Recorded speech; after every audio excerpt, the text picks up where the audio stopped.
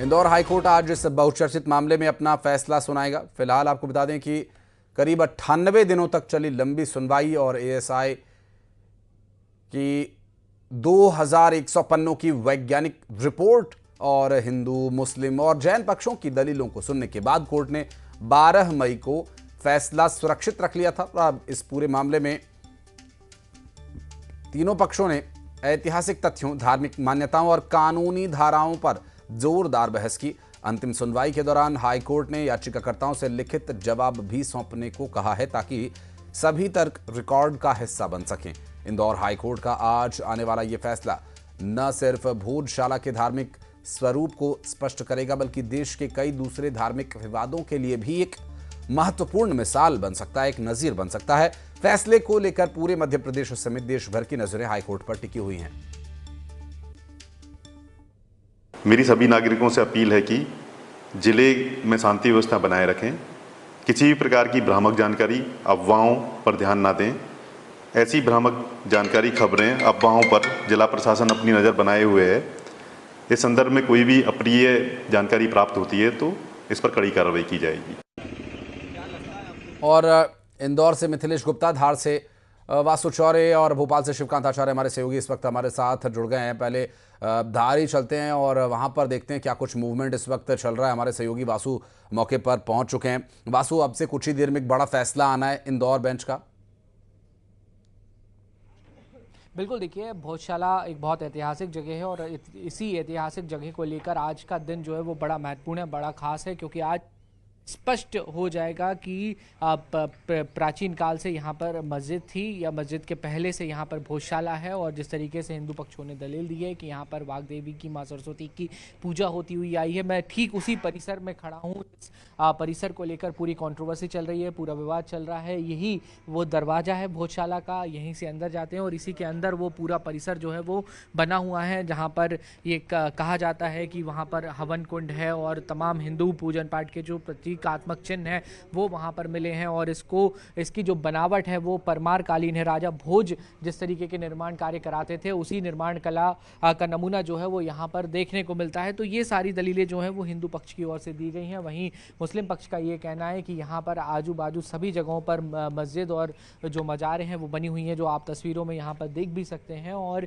इसी तमाम तथ्यों को उन्होंने भी अपनी ओर से कोर्ट के समक्ष रखा है। और जैन समाज ने भी अपनी ओर से जो उनकी धार्मिक मान्यताओं से जुड़ी हुई चीज़ें भोजशाला और भोजशाला के आसपास हैं उसको लेकर अपनी जो बात है वो कोर्ट के सामने रखी है। और कोर्ट ने तमाम याचिकाओं पर लंबी बहस हुई है, संज्ञान भी लिया है और इसके बाद आज जो है वो इस पूरे मामले को लेकर फैसला आ सकता है। यहाँ पर आम लोगों की आवाजाही आज जो है वो पूरी तरीके से बंद कर दी गई है। आप देखें तो ये गेट भी जो है ये बंद है, इसके अंदर जाने की किसी को अनुमति नहीं है। और दूसरी तरफ जो है वो यहाँ पर तस्वीरें बता रही हैं कि सुरक्षा व्यवस्था भी काफ़ी चाकचौबंद है। जो उच्च स्तरीय अधिकारी हैं उनको यहाँ पर डिप्लॉय किया गया है और वो खुद यहाँ पर पूरी सुरक्षा व्यवस्था जो है वो देख रहे हैं और चप्पे चप्पे पर नज़र बनाए रखे हुए हैं ताकि किसी भी तरीके की कोई अप्रिय स्थिति का निर्माण ना हो। वहीं दोनों ही पक्ष, चाहे हिंदू पक्ष हो, मुस्लिम पक्ष हो या जैन पक्ष हो, वो बेसब्री से कोर्ट के फैसले का इंतजार कर रहे हैं। जाहिर है और कोर्ट का फैसला अब से कुछ ही देर में आएगा वासु।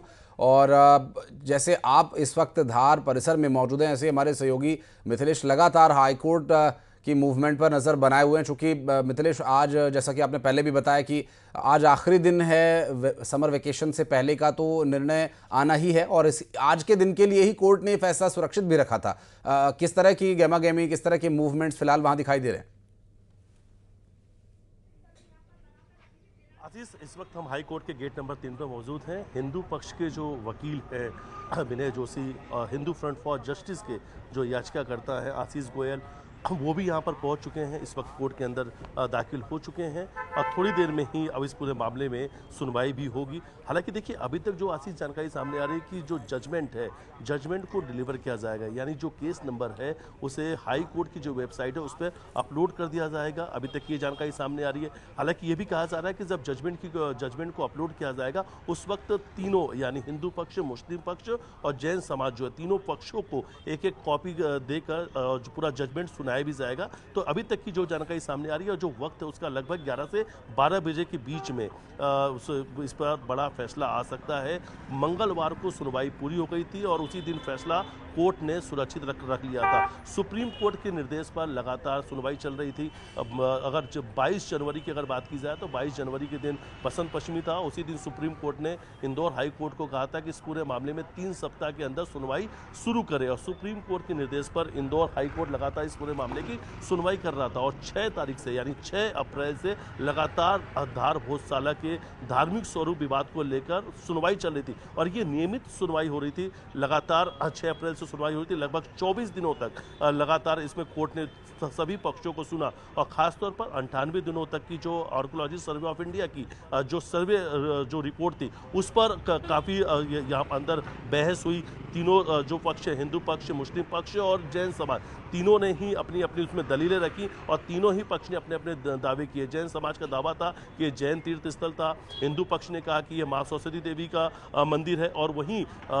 मुस्लिम पक्ष की तरफ से कहा गया कि कमाल मौलाना जो मस्जिद है ये वो स्थान है। तो मंदिर, मस्जिद और जैन तीर्थ स्थल, इसको लेकर लंबे समय से विवाद चल रहा था, और आज कोर्ट इस पूरे मामले में बड़ा फैसला सुनाने जा रही है कि आखिर धार भोजशाला का धार्मिक स्वरूप क्या है, क्या वो मंदिर है या जैन तीर्थ स्थल है या फिर मस्जिद है। तो आज ये बड़ा फैसला सुनाने जा रही है। फिलहाल देखिए इस वक्त हम गेट नंबर 3 पर ही मौजूद है। हलचल शुरू हो चुकी है। हिंदू फ्रंट फॉर जस्टिस से जुड़े हुए जो लोग हैं, जो पक्ष के जिन्होंने याचिका लगाई थी, वो भी कोर्ट पहुंचने लग गए हैं। तो इस वक्त हम गेट नंबर 3 पर ही मौजूद हैं और इंतजार है कि जब हिंदू फ्रंट फॉर जस्टिस के लोग, यानी लगातार जिन याचिकाओं में सुनवाई हो रही थी, और देखिए इस पूरे धार भोजशाला के विवाद की अगर बात की जाए तो इसमें 5 याचिका लगी थी और 5 याचिकाओं की एक साथ सुनवाई हो रही थी। यानी कोर्ट सारे याचिकाकर्ताओं को उन्होंने समय दिया था, उन सभी की सुनवाई हो रही थी, सभी ने अपना पक्ष रखा। 14 घंटे तक हिंदू पक्ष ने अपनी बात रखी, 12 घंटे तक मुस्लिम पक्ष ने अपनी बात रखी, और जैन समाज के द्वारा भी जो कुछ एविडेंस दिए गए थे, जो उन्होंने तथ्य रखे थे, उस पर भी काफ़ी देर तक बहस हुई थी। तो तीनों ही पक्षों को काफ़ी लंबे समय तक सुना गया। कोर्ट ने डबल बेंच में सुनवाई चल रही थी और डबल बेंच ने मंगलवार को सुनवाई करने के बाद फैसला सुरक्षित रख लिया था। और देखिए आशीष, ये माना जा रहा था कि कल की अब समर वेकेशन शुरू होने जा रहा, तो 15 जून के बाद इसमें कुछ बड़ा फैसला आ सकता है। लेकिन कल शाम को अचानक से एक जानकारी सामने आती है, जब कोर्ट के द्वारा लिस्टेड कर दिया जाता है कि कल एक बड़ा फैसला आएगा और जजमेंट के जो है वो डिलीवर किया जाएगा। उसके बाद से देश भर की जो निगाहें वो धार्मिक जो भोजशाला का स्वरूप है उसको लेकर टिकी हुई है कि आज अपना कोर्ट क्या फैसला सुनाएगी, क्या निर्णय आ सकता है, किसके पक्ष में निर्णय आएगा। लेकिन जाहिर है, और ऐसा नहीं है मिथिलेश की इस निर्णय का असर इंदौर में या धार में ही देखने को मिलेगा, इसका असर भोपाल समेत देश भर में देखने को मिलेगा। इसके लिए भोपाल में किस तरह की तैयारी है, मिथिलेश, ये जानने के लिए चलेंगे। हमारे सहयोगी शिवकांत आचार्य इस वक्त हमारे साथ जुड़े हुए हैं। शिवकांत, चूंकि मामला धर्म से जुड़ा हुआ है, आपसी सौहार्द की अपील सभी अधिकारी कर रहे हैं, और भोपाल में किस तरह की अभी फिलहाल स्थिति है, किस तरह की सुरक्षा को लेकर के स्थिति है? क्योंकि अभी कुछ दिन पहले ही एक ऐसा विवाद हुआ था जिसमें धार्मिक 2 पक्षों के बीच विवाद हुआ और फिर बहुत हिंसक वारदातों को अंजाम दिया गया, और फिर पुलिस को वहां पर मौके पर पहुंचकर हालात को काबू में करना पड़ा। बिल्कुल आशीष, सही कहा, धार्मिक भावनाओं से जुड़ा मामला है और आज धार भोजशाला का फैसला भी आना है, जिसको लेकर धार जिला प्रशासन ने तो अपील आम जनता से की ही है, दोनों पक्षों से अपील की है। इसके साथ ही जो प्रशासन है, सरकार की ओर से भी अपील की गई है कि शांति बनाए रखें, फैसला जो भी आता है उसको कोर्ट का सम्मान करते हुए फैसला माने। लेकिन सुरक्षा की दृष्टि से भी पुलिस प्रशासन भी अलर्ट है और सरकार भी अलर्ट है। अगर हम देखा जाए तो अभी हम पुराना भोपाल है, खासतौर से यहाँ पर एक पक्ष मुस्लिम बाहुल्य इलाका माना जाता है, पुराना पक्ष, वहाँ पर विशेष तौर पर पुलिस को तैनात किया गया है। अभी भी अगर आप देखेंगे तो बड़ी संख्या में पुलिस बल तैनात मिलेगा, जहां पर पुलिस को ब्रीफिंग भी दी जा रही है, अलर्ट किया जा रहा है कि अगर किसी प्रकार की कोई सूचना आती है, कोई भी अलर्ट आता है, पॉइंट आता है फैसले से जुड़ा हुआ, तो तुरंत अलर्ट रहें और किसी भी प्रकार से जहां पर एक जो समुदाय विशेष के लोग इकट्ठे होने की कोशिश करें, कोई भी चाहे कोई भी पक्ष हो, उन पर ध्यान रखें और तुरंत उस पर एक्शन लें। किसी को भी भीड़ इकट्ठी ना होने दें, अफवाह न फैलाने दें, मैसेज न फैलाने दें, ताकि कोई भी अपने प्रदेश में, चाहे धार हो, भोपाल हो या प्रदेश के किसी भी कोने में, कोई भी अप्रिय घटना ना हो। तो कह सकते हैं फैसला भले ही धार में आना है, लेकिन उसका प्रभाव पूरे भोपाल और मध्य प्रदेश में पड़ना है, जिसको लेकर जिला प्रशासन और पुलिस प्रशासन जो है अपनी तौर से अलर्ट है और बस इंतजार है फैसले का। फैसले आने के बाद ही आगे कोई दूसरा स्टेप उठाया जाएगा। फिलहाल चप्पे चप्पे पे नजर रखी जा रही है। राजधानी भोपाल का इलाका हो चाहे सोशल मीडिया हो, एक सोशल मीडिया सबसे बड़ा एक माध्यम माना जाता है अफवाहों को फैलने के लिए, तो उस पर भी साइबर पुलिस की तरफ से नजर रखी जा रही है और अन्य माध्यमों से भी नजर रखी जा रही है कि कोई भी कुछ मिसलीडिंग करने वाला कोई ऐसे मैसेज सर्कुलेट ना हो जिससे अप्रिय स्थिति उत्पन्न हो और कोई भी लॉ एंड ऑर्डर की स्थिति बिगड़े। जाहिर है पुलिस के लिए, प्रशासन के लिए एक बड़ा ही चुनौतीपूर्ण दिन रहने वाला है, चाहे धार की बात करें, इंदौर की बात करें या फिर भोपाल। तो तीनों ही जगह पर देखिए मूवमेंट और गहमा गहमी बढ़ चुकी है। हमारे सहयोगी वासु चौरे धार से हमारे साथ लगातार जुड़े रहे। इंदौर हाईकोर्ट के बाहर से मिथिलेश लगातार अपडेट दे रहे हैं और भोपाल की स्थिति पर नजर बनाए हुए शिवकांत, मैं फिर लौटूंगा आप लोगों के पास। बहुत बहुत शुक्रिया फिलहाल आपका इस पूरे मामले पर जानकारी देने के लिए।